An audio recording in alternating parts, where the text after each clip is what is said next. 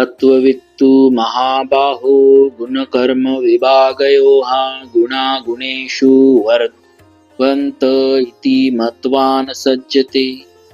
पूर्व श्लोक में वर्णित अहंकार विमूढ़ आत्मा, अहंकार से मोहित अंतःकरण वाले पुरुष से तत्वज्ञ महापुरुष को सर्वथा भिन्न और विलक्षण बताने के लिए यहाँ तू पद का प्रयोग हुआ है।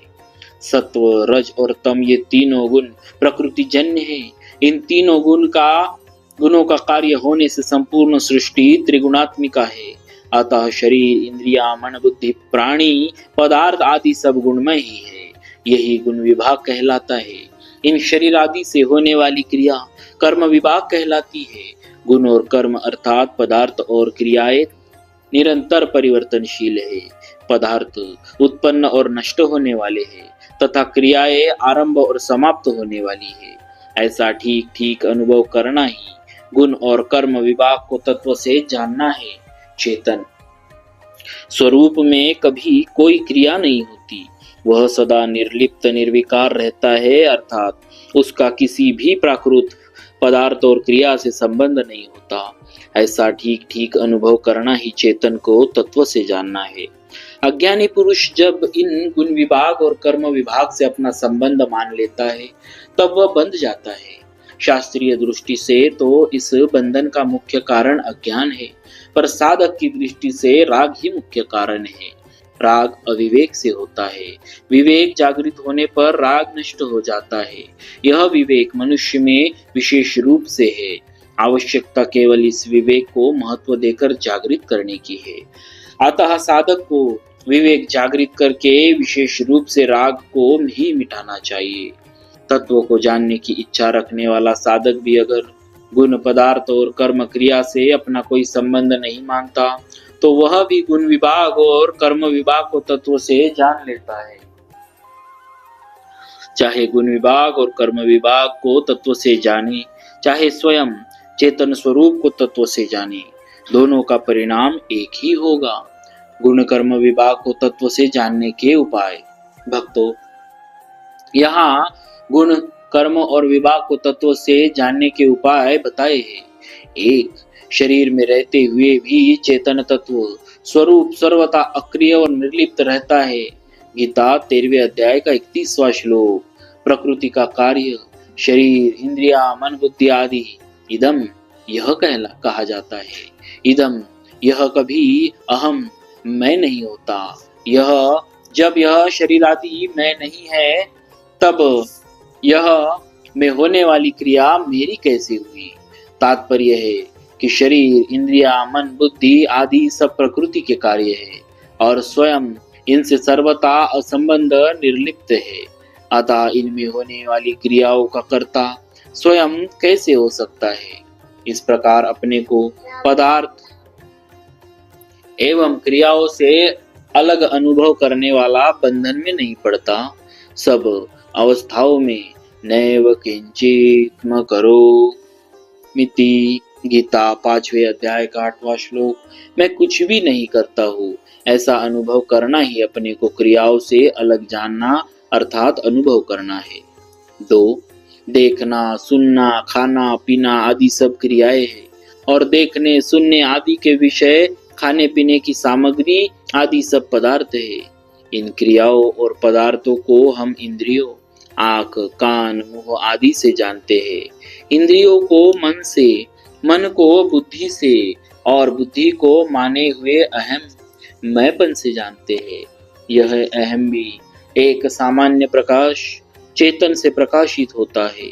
वह सामान्य प्रकाश ही सबका ज्ञाता, सबका प्रकाशक और सबका आधार है। अहम से परे अपने स्वरूप चेतन को कैसे जाने। गाढ़ निद्रा में यद्यपि बुद्धि अविद्या में लीन हो जाती है, फिर भी मनुष्य जागने पर कहता है कि मैं बहुत सुख से सोया। इस प्रकार जागने के बाद मैं हूँ का अनुभव सबको होता है। इससे सिद्ध होता है कि सुसुप्ति काल में भी अपनी सत्ता थी। यदि ऐसा न होता तो मैं बहुत सुख से सोया, मुझे कुछ भी पता नहीं था, ऐसी स्मृति या ज्ञान नहीं होता। स्मृति अनुभवजन्य होती है। अतएव सबको प्रत्येक अवस्था में अपनी सत्ता का अखंड अनुभव होता है। किसी भी अवस्था में अपने अभाव का मैं नहीं हूँ इसका अनुभव नहीं होता। जिसको माने हुए अहम मैंपन से भी संबंध विच्छेद करके अपने स्वरूप का बोध कर लिया है, वे तत्वविद कहलाते हैं। अपरिवर्तनशील परमात्मा तत्व के साथ हमारा स्वतः सिद्ध नित्य संबंध है।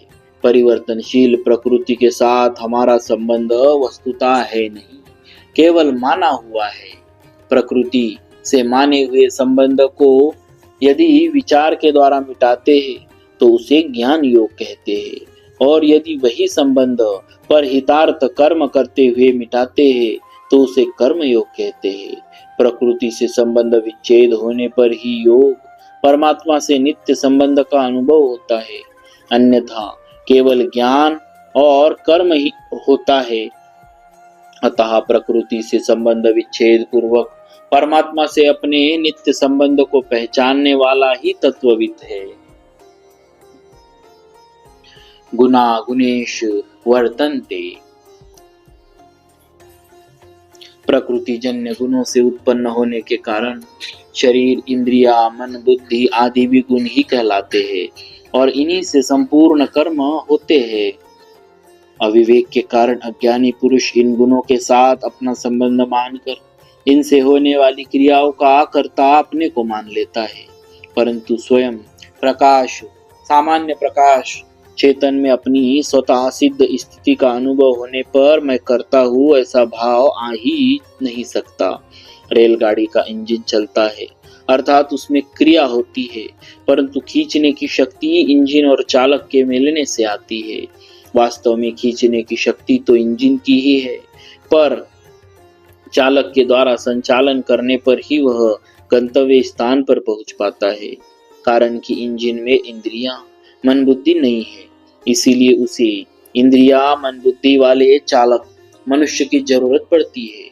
परंतु मनुष्य के पास शरीर रूपी इंजन भी है और संचालन के लिए इंद्रिया, मन, बुद्धि भी।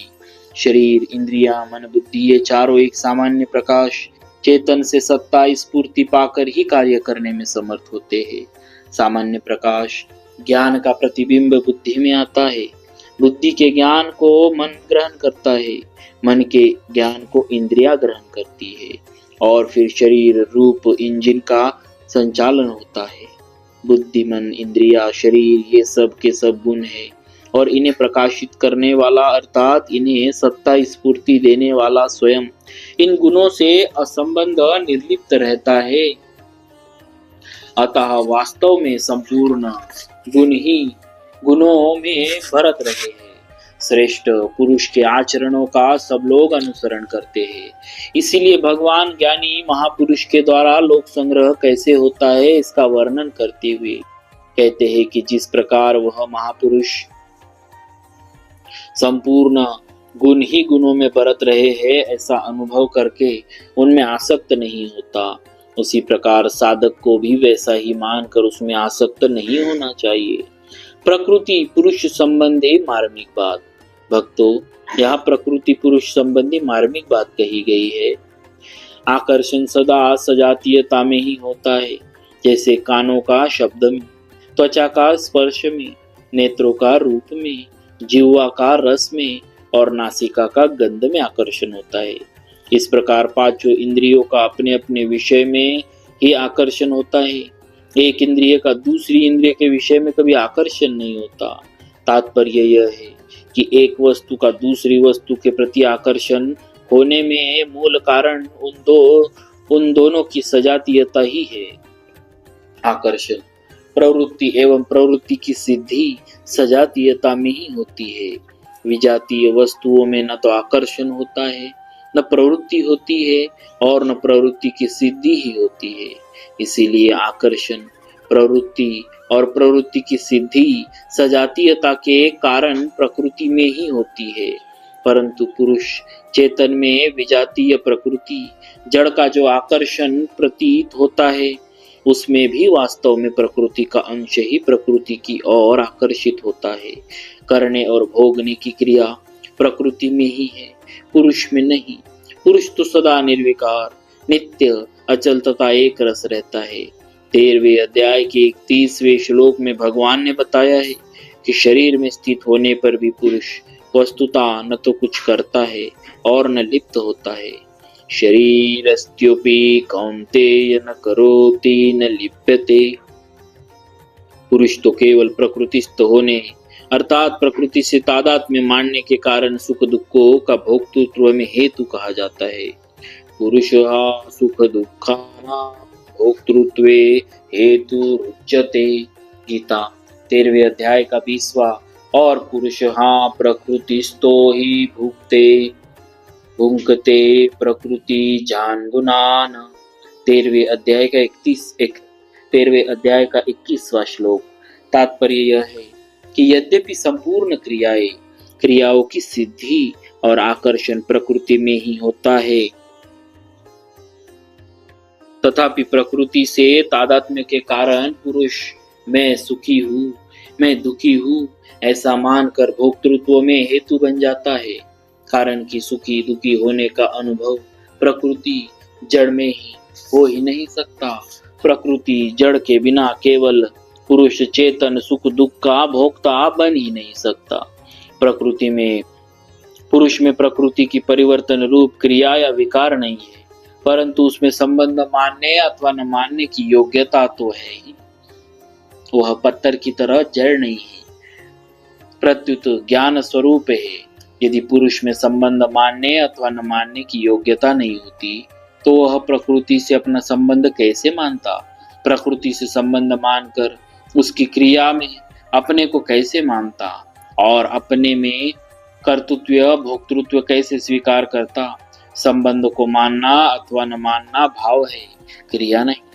पुरुष में संबंध जोड़ने अथवा न जोड़ने की योग्यता तो है, पर क्रिया करने की योग्यता उसमें नहीं है।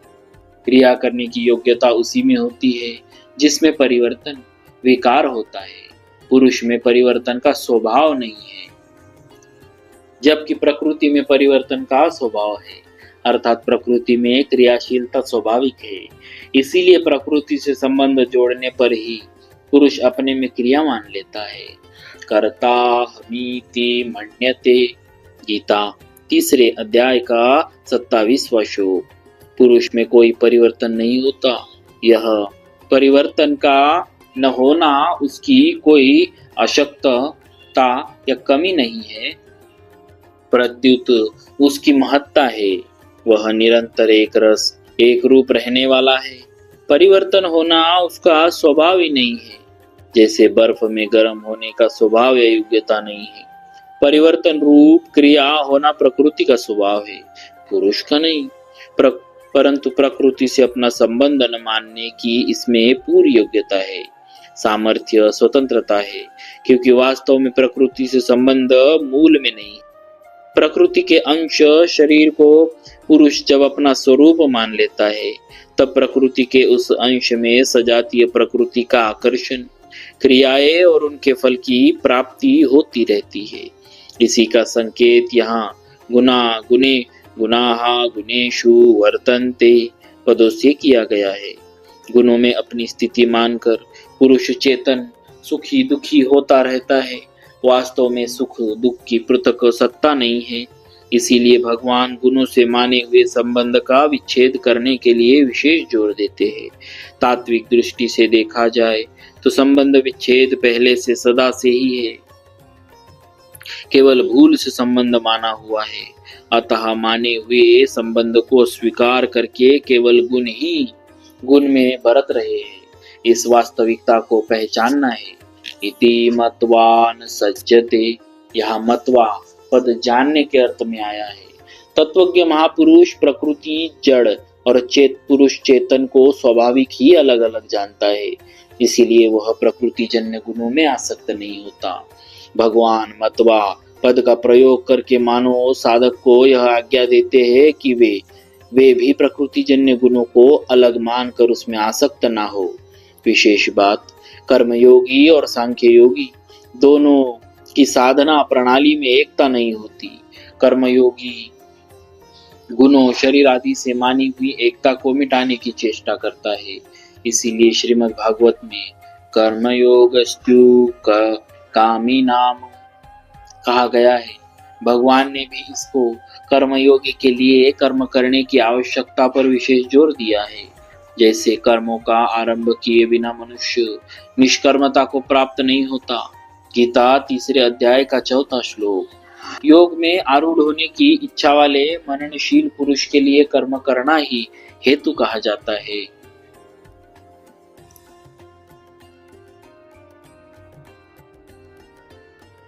कर्मयोगी कर्मों को तो करता है पर उनको अपने लिए नहीं करता, प्रत्युत दूसरों के हित के लिए करता है। इसीलिए वह उन कर्मों का भोक्ता नहीं बनता। भोक्ता न बनने से अर्थात भोक्तृत्व का नाश होने से कर्तृत्व का नाश स्वतः हो जाता है। तात्पर्य यह है कि कर्तृत्व में जो कर्तापन है वह फल के लिए ही है। फल का उद्देश्य न रहने पर कर्तृत्व नहीं रहता।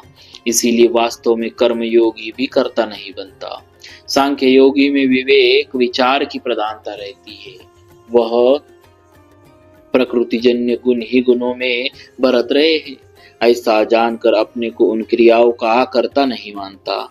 इसी बात को भगवान आगे 13वें अध्याय के 29वें श्लोक में कहेंगे कि जो पुरुष संपूर्ण कर्मों को सब प्रकार से प्रकृति के द्वारा ही किए जाता हुआ देखता है और स्वयं आत्मा को अकर्ता देखता है, वही यथार्थ देखता है। इस प्रकार सांख्य योगी कर्तृत्व का नाश करता है। कर्तृत्व का नाश होने पर भोक्तृत्व का नाश स्वतः हो जाता है। तीसरे अध्याय के आरंभ से ही भगवान ने कई उदाहरणों एवं दृष्टिकोणों से कर्म करने पर ही जोर दिया है। जैसे जनक आदि महापुरुष भी निष्काम भाव से कर्म करके परम सिद्धि को प्राप्त हुए। तीसरे अध्याय का 20वां श्लोक, मैं भी कर्म करता हूँ। तीसरे अध्याय का 22वां श्लोक, ज्ञानी महापुरुष भी अज्ञानी पुरुषों के समान लोक संग्रहार्थ कर्म करता है।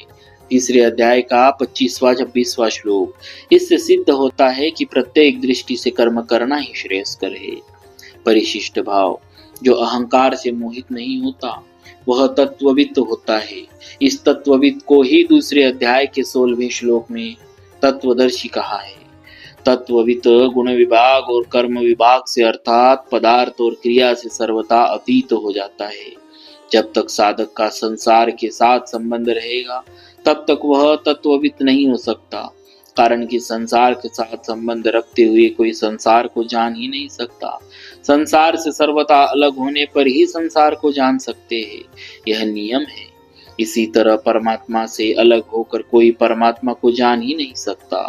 परमात्मा से एक होकर ही परमात्मा को जान सकते हैं, यह नियम है। कारण यह है कि वास्तव में हम संसार से अलग हैं और परमात्मा से एक है। शरीर की संसार के साथ एकता है, हमारी स्वयं की परमात्मा के साथ एकता है। बोलिए भक्तवत्सल।